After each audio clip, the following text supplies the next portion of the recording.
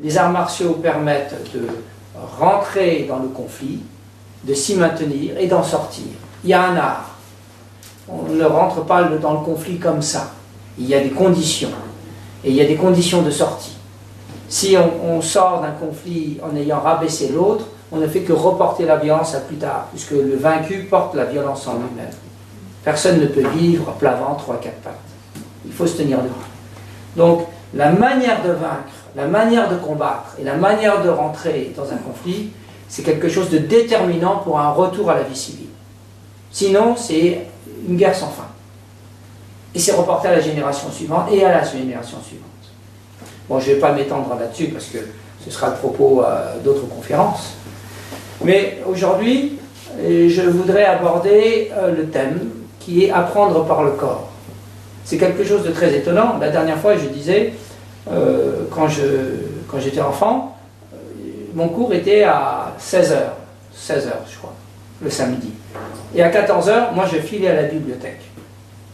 J'aime lire. Ça me repose, ça me détend, je voyage, comme beaucoup de gens. Mais il fallait ensuite enchaîner avec le dojo. Et là, je passais des livres à l'application. Et un ami a dit, c'était très clair, tu es parti des livres vers la pratique. Et concrètement, oui. Oui, c'est quel genre, quel type de livre? Tout. Un peu tout. Avec l'âge, ça évolue. Ouais. Voilà. Quand j'étais petit, c'était les BD.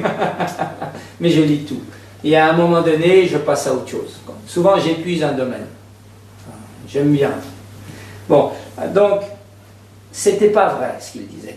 Je ne suis pas parti des livres. Je suis parti du corps. Je ne peux pas comprendre les choses trop intellectuelles, trop abstraites. J'ai besoin vraiment de vivre les choses. Et c'est quelque chose qui n'est pas tout à fait compris. Et dernièrement, il y avait le Vendée Globe. Vous savez, la course où je ne me rappelle plus qui a gagné. Et en l'interviewant, il a dit « Je ne connais pas celui qui est arrivé second, mais je suis persuadé qu'à l'avenir, nous échangerons beaucoup. Parce que ce que nous avons vécu et partagé ensemble, la difficulté que nous avons rencontrée, lui seul peut comprendre ce que j'ai vécu. Et moi seul peux comprendre ce qu'il a vécu. Mais il ne disait pas comprendre intellectuellement, c'est qu'ils ont vécu par leur corps, mais même pas par leur corps. Votre esprit va où va votre corps. C'est difficile d'aller dans les 40e mugissants ou rugissants, je ne me rappelle plus, dans ces mers-là, sans que l'esprit soutienne le corps et que le corps soutienne l'esprit. Et donc, c'est exactement ce dont je veux vous parler, c'est que si on n'a pas passé le Cap Horn, on ne peut pas comprendre le Cap Horn. Il y a ceux qui l'ont passé et ceux qui ne l'ont pas passé. Et les marins sont très clairs là-dessus. Et donc, là où votre corps a vécu quelque chose, il y a une connaissance qui est intime, qu'on a parfois du mal à mettre en mots. Mais c'est une réelle connaissance. Et souvent, parce que les gens qui ont écrit les livres et qui les ont transmis à la génération d'après, en choisissant quel livre ils faisaient, remettaient à la génération d'après, ces gens-là, c'était des scribes, au bon sens du terme. Mais ce n'étaient pas forcément des gens qui portaient dans leur corps. Parfois, on ne met pas en mots. Parfois, on le met en images. Par exemple, dans certaines sculptures, dans certaines églises, on voit dans les sculptures qu'il y a une compréhension du corps. Je ne vais pas trop rentrer là-dedans, mais il y a des sculptures, je crois que c'est le tympan de Vézelay ou Autun en Bourgogne, où on voit par les plis des vêtements que les sculpteurs, les hommes parce qu'à l'époque les sculpteurs ils faisaient le tour de France, hein, ils marchaient, ils vivaient par le corps, eh bien, ils émettent des tourbillons autour des coudes, autour du ventre. Vous faites du yoga, on appellerait ça en Inde des chakras, sans rentrer dans l'aspect, mystique. Mais il y a une manière de bouger le corps qu'on voit. Voilà. Et donc, tout ça, ça a été un peu séparé. D'ailleurs, c'est dans le préambule que j'avais écrit, mais j'ai du mal à suivre l'écrit. Les rabbins disent qu'il y a un arbre de vie au paradis, et ils disent aussi qu'il y a un arbre de la connaissance. Et souvent, c'est séparé. Et ils rajoutent, certains, qu'on ne comprend réellement une chose que quand on l'a vécue. Et donc, ça ne veut pas dire qu'il n'y a pas une vraie compréhension intellectuelle, mais il ne faut pas oublier qu'il y a une vraie compréhension de ce qu'on a vécu. Et donc, ça on le retrouve dans les arts martiaux. Parfois, il m'est arrivé d'entendre quelqu'un me dire « Je ne sais pas le faire, mais je vais te l'expliquer ». C'était quelqu'un qui était un intello, hein. Il faisait de la recherche en physique au CNRS, hein. Il s'intéressait à l'hypersymétrie ou je ne sais pas quoi. Je l'ai regardé et je lui ai tourné le dos. C'est pas très poli, mais c'était pour lui dire que ce n'est pas le lieu de mettre en avant une connaissance qui n'est pas vécue. Vous dites à quelqu'un suis-moi dans la montagne, parce que je fais un peu de montagne, je n'ai jamais, je connais pas ce chemin, mais suis-moi, j'ai compris le bouquin. Non, il faut que quelqu'un vous guide, qu'il l'ait vécu lui-même. Voilà, ça c'est très important. Et donc, dans les arts martiaux, on ne peut réellement dire qu'on connaît qu'au bout de 3 ans une technique. Parce qu'au bout de 3 ans, on l'a mémorisée. Mais on ne peut réellement dire qu'on connaît qu'au bout de 30 ans. Quand la technique, on ne l'a pas approchée, mais c'est elle qui nous a approchés. C'est elle qui nous a pénétrés. Et il faut beaucoup d'humilité pour ça. Parce qu'on se dit, la technique, je la possède. Mais à partir de quand est-ce qu'elle nous possède? À partir de quand est-ce que dans la surprise de ce qui se passe, on a le geste à la fois fort pour répondre et doux? Parce que être fort et tout casser, tout le monde sait faire ça très vite. On voit ça dans tous les films. Mais la juste réponse à une situation, c'est très difficile. Quand un enfant vous pose une question difficile, tu as un bouton sur le nez, comment répondre? Juste, sans se braquer, sans aller trop loin. Là, je blague un peu avec le bouton sur le nez, mais quand on est désarçonné, comment faire? Et là, si vous avez réellement été pénétré par le mouvement, eh bien c'est juste. Et donc, il faut vraiment du temps. J'étais étonné une fois, c'était un reportage sur la gastronomie en Autriche, et une personne, vous connaissez les bretzels? Les petits trucs en rond. Eh bien, c'est simple, vous prenez un filet, vous faites un petit cercle. Mais à faire, c'est jamais régulier, c'est jamais simple. Et le boulanger, le maître boulanger disait, il faut 3 ans, tous les jours, et au bout de 3 ans, on y arrive. Or, c'est exactement le même temps dans les arts martiaux. Il faut à peu près 3 ans. Je pense que n'importe quel geste doit être refait tous les jours pendant 3 ans pour atteindre quelque chose. Ça me rappelle une histoire où un jour, un riche marchand, voulant profiter un peu de son travail, comme on dit, va voir un peintre et lui dit « J'aimerais bien que vous me fassiez une peinture de bambou ». Parce que c'est une spécialité, le bambou. Comme il y a des peintres de fleurs, d'oiseaux, de montagnes, voilà. Et donc, le peintre lui dit « Revenez dans un an ».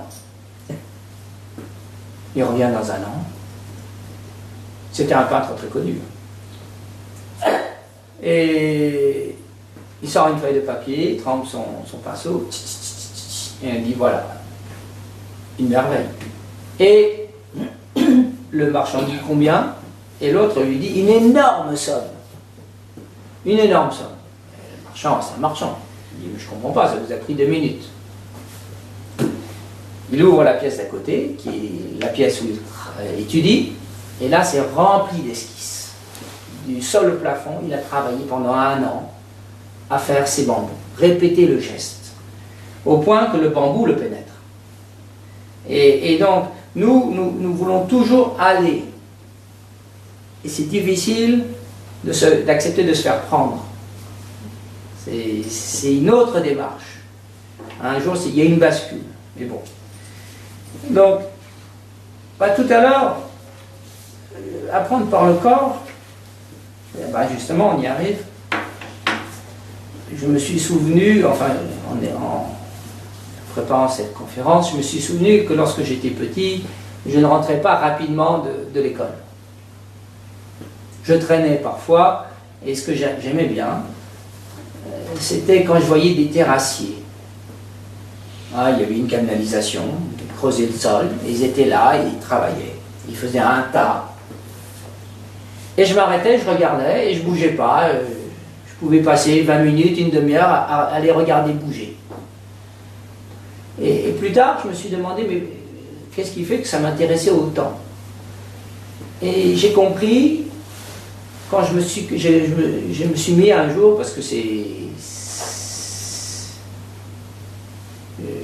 mon activité, c'est les arts martiaux, je fais ça du matin au soir, eh bien je m'entraîne, et à un moment donné, dans certains moments de fatigue, de persévérance, de fatigue, parce que c'est le même geste que je fais, parfois je prends un geste et je le fais toute une semaine, parfois je fais un geste et je le fais un mois, parce qu'il y a cette idée de travail là, eh bien je retrouve ce mouvement que je voyais chez les terrassiers.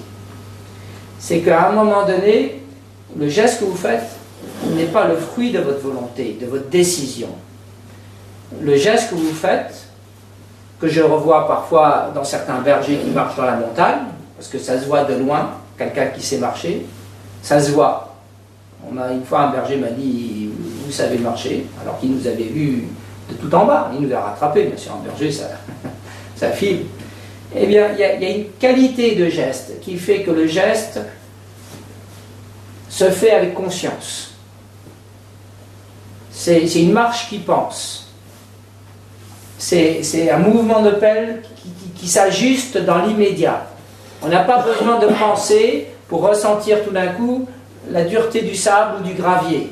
On n'a pas besoin de penser, et pourtant on le pense, on sait exactement quel poids mettre sur la pelle.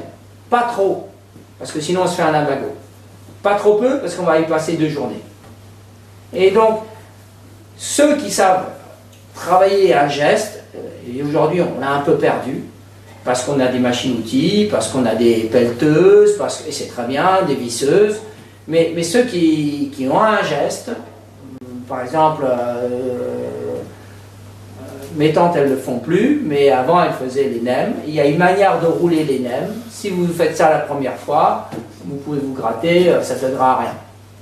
Vous allez faire un truc qui monte. C'est pour ça qu'aujourd'hui, même mes tantes elles achètent en surgelé les nems. Voilà. Mais il y a une pensée dans le geste.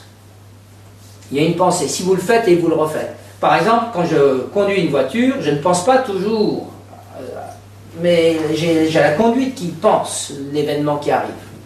Voilà. Et heureusement, sinon on aurait des accidents, sans arrêt. Si on devait à chaque fois dire qu'est-ce que je fais, c'est trop tard. Imaginez, vous êtes le passager et le conducteur qui s'exclame qu'est-ce que je fais maintenant? C'est pas possible. Donc, ce que je veux dire, c'est que ce type de geste, il est dans notre quotidien. Mais vous ne le savez pas. Comme M. Jourdain ne sait pas qu'il fait de la prose, eh bien nous, on ne sait pas qu'on fait des gestes habités. Nous habitons nos gestes. La technique nous habite. Et après, on le déplace dans tel domaine, dans tel domaine, dans tel domaine. Et ce n'est pas mécanique. Il y a parfois des élèves qui arrivent, je me rappelle de mon maître qui disait à un certain, robot. Eh bien, il lui manquait du cœur. C'est comme vous faites à manger et vous n'avez pas envie de faire plaisir à la personne qui vient manger. Ben, ça se ressent. Enfin, je ne sais pas comment vous dire ça. C'est dommage. Vaut mieux pas inviter. Hein. Voilà. Et donc, c'est pas un geste robot, c'est pas un geste mécanique, c'est un geste habité. C'est très très important. Et dans les arts martiaux, quand on tranche, il faut habiter le geste. On ne peut pas trancher dans le vivant mécaniquement. Hein, par exemple, je me rappelle de quelqu'un, il avait pour ambition, il signait War Machine, machine de guerre. Il n'y a rien de plus crétin. Ce genre de personnes ne rentrent pas dans le monde chaud. C'est dehors. On ne peut pas aller vers le vivant mécaniquement. C'est pas possible. Voilà, c'est horrible. Et donc, je pense que nous avons tous ça, mais que c'est intéressant de le développer. C'est intéressant. Nous avons tous de la sincérité quand nous nous exprimons. Mais monter sur scène et faire du théâtre et produire cette sincérité dans ce rôle-là, c'est un vrai travail. Vous voyez? Et dans les arts martiaux, ce moelleux-là, cet anti-robot, cette sincérité, cet accueil de l'autre, ce côté humain, c'est ça que nous cultivons. Et il faut des années.